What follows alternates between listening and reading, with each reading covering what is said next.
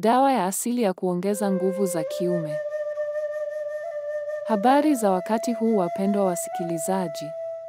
Leo tunazungumzia suluhisho la asili la kuongeza nguvu za kiume. Ni dawa ambayo inatumia viungo rahisi vinavyopatikana kwa urahisi na salama kwa matumizi. Dawa hii imekuwa ikitumika kwa muda mrefu na watu wengi wameripoti mafanikio makubwa. Ni njia ya kienyeji iliyo salama na yenye ufanisi. Karibu tujifunze zaidi. Ili kutengeneza dawa hii, utahitaji viungo vifuatavyo. Hakikisha unapata viungo bora kwa matokeo mazuri. Hivyo basi, tuanze. Utahitaji asali mbichi, vijiko 4.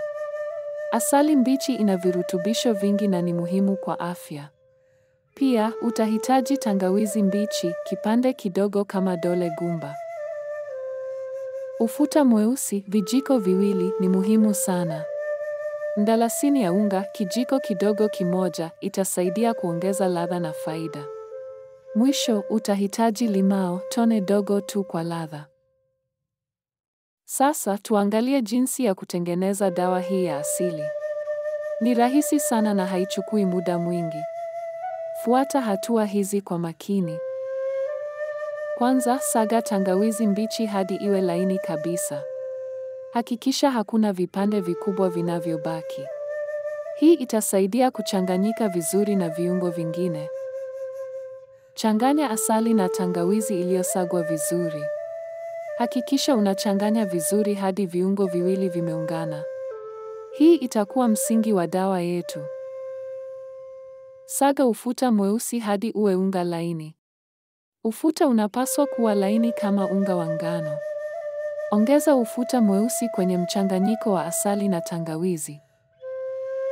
Ongeza mdalasini ya unga kwenye mchanganyiko. Mdalasini itatoa ladha nzuri na kuongeza faida za kiafya. Ongeza tone la limao kwa ladha kama unapenda. Changanya vizuri hadi mchanganyiko uwe kama lami laini au uji mzito. Hakikisha viungo vyote vimechanganyika vizuri. Dawa yako iko tayari. Sasa tujifunze jinsi ya kutumia dawa hii kwa ufanisi. Ni muhimu kufuata maelekezo kwa usahihi. Hivyo basi, sikiliza kwa makini. Kula kijiko kimoja cha dawa hii asubuhi. Fanya hivyo kabla ya kula chochote. Kula kijiko kimoja usiku kabla ya kulala.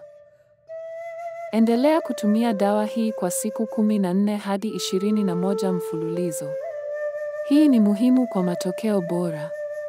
Usikatishe matumizi kabla ya muda huu. Dawa hii ina faida nyingi kwa afya ya mwanaume. Hebu tuangalie baadhi ya faida hizo. Ni muhimu kujua unachokitumia. Hurekebisha mzunguko wa damu mwilini.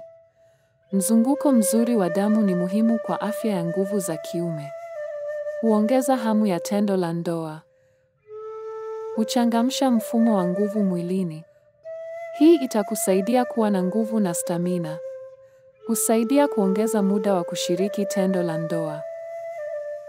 Dawa hii inalenga kuongeza nguvu za kiume kwa njia ya asili. Inatumia mchanganyiko wa viungo vinavyojulikana kuwa na faida.